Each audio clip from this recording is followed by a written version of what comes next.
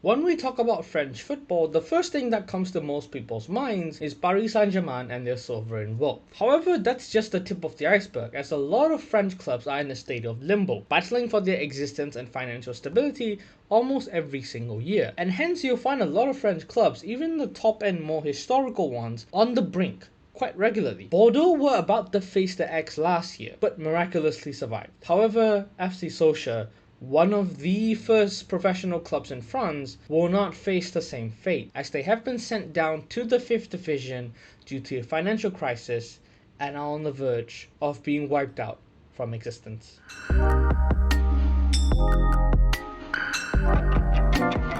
Hello everyone, my name is Samuel, welcome back to the channel, and we've hit 100 subscribers. I really cannot believe it. I never thought this day would come, but the video about the United ownership situation alongside 2 other shorts kind of propelled my subscriber count by about 12. So anywho, thank you to the 100 people who subscribed and the many others who viewed my content. It means a lot and it motivates me to continue making more videos. But anywho, enough rambling. I don't want to waste much time here. If you are new here, watch this video, and if you like this type of content, at the end of the video, do subscribe. I will try to earn your subscription again, but alas, let's get right into it.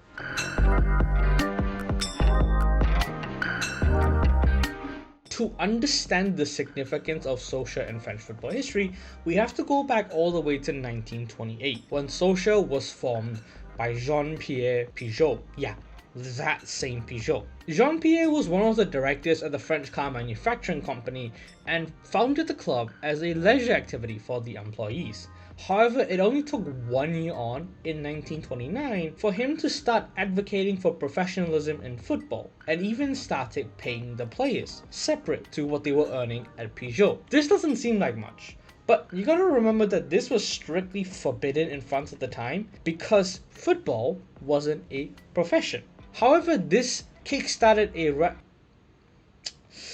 I was gonna say this word, but I'm not gonna.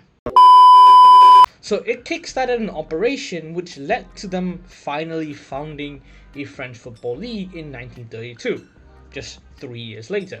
They were one of the first 20 teams to be in this league, and due to them starting paying players relatively early, they were able to recruit some of French's finest talents as well as some foreign players, allowing them to have a really successful period before the Second World War. After the World War, however, it was a different story, as they were less dominant, and it took them up until the noughties to have their most successful period, with a couple of cup wins and some memorable European performances, most notably beating Borussia Dortmund in 2003. But even with that, they've still managed to spend the second most amount of seasons in France's top flight, only behind Marseille. But in addition to this, what makes them really special is their academy, with players like Ibrahima Konate, Marcus Thuram, and Maxime Lacroix, just a few players who've come through it in recent times, and players like Ivan Perisic, who were bought and developed at the club at a really young age. They were the original kings of French football, even still finding ways to contribute positively to the sport to this day. However, their world will come crumbling down in 2015,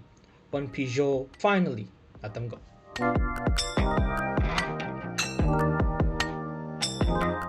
In July 2015, with their focus more on motorsport than in football, Pigeot finally sold Sochaux to a Hong Kong/Chinese lighting company called Ledus in a €7 million deal. After they made the purchase, the newly appointed CEO, Wing Sang Lee, who's also the CEO of Ledus, declared that they were willing to invest up to €100 million into the club if they needed. The message was clear. They were willing to put everything on the line for Sochaux to get back to competing at the summit of French football. With Pigeot's interest elsewhere and these comments made, it seemed like a really good deal for the club and the fans. However, the events that transpired were everything but, as the club stumbled to 4 consecutive mid-table finishes. The first 3 seasons were ordinary, but it was the 4th season that had all the shenanigans. Before the season even started, there was a partnership formed with Spanish side Deportivo Alaves, where the Vitoria-based side will handle the day-to-day management of Sochaux for the next 3 years. However,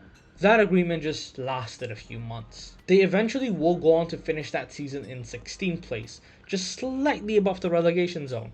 However, they would still be relegated to National 1, the third division of French football, by the DMCG, who are in charge of handling the accounts of French football clubs due to a deficit in their accounts. And Ledus, who pledged 100 million euros, were nowhere to be found and weren't willing to put anything when it mattered. Fortunately, another Chinese company, this time a real estate company called Nenking, stepped in and paid the 4 million deficit, making sure the club stayed in Ligue 2. Nenking continued to manage Sochaux for the next year or so before eventually buying them in April of 2020. This was a hell of a half a decade.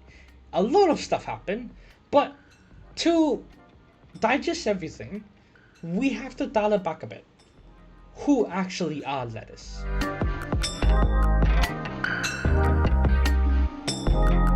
So I did some digging, and Ledus are an actual company. They do exist. They are a light manufacturing company. So lights like what I have here.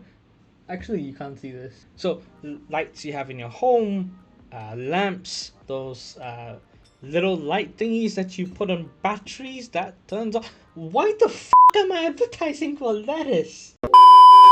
But yeah, long story short, they do exist. They are legit. But what's not legit was their CEO at the time, Wing Sang Lee, who was also the CEO of Sochaux. When he first took over the club, Mr. Lee promised 100 million euros into the club, but he didn't invest anything into it. Well, maybe because he didn't have any.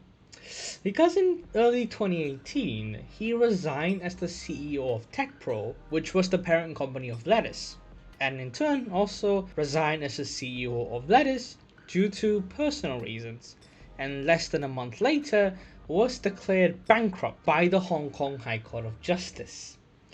Yeah, definitely not suspicious at all. There were even some talks about how the management keys were being handed over to Deportivo Alaves, since either Wing Sang Lee or Ledus or TechPro owed some money to the owners of the Vitoria-based club.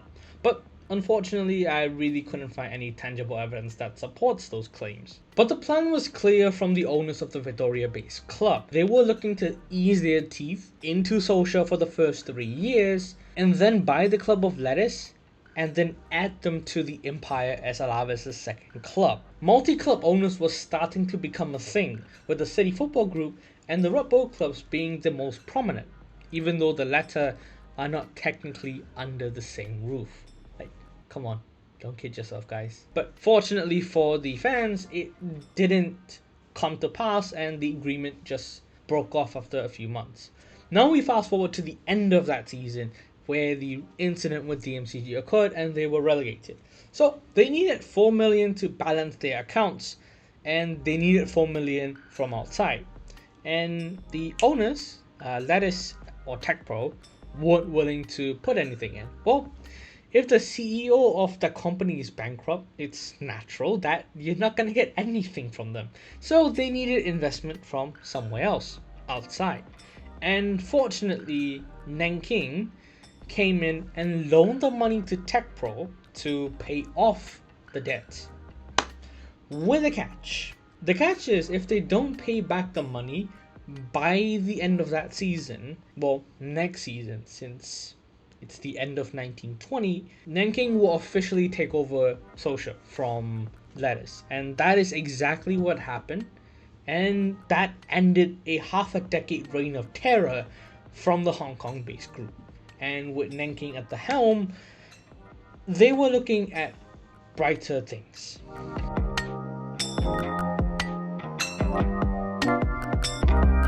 Life under Nenking started well, with them finishing closer to the promotion spots than they ever did under Ledus.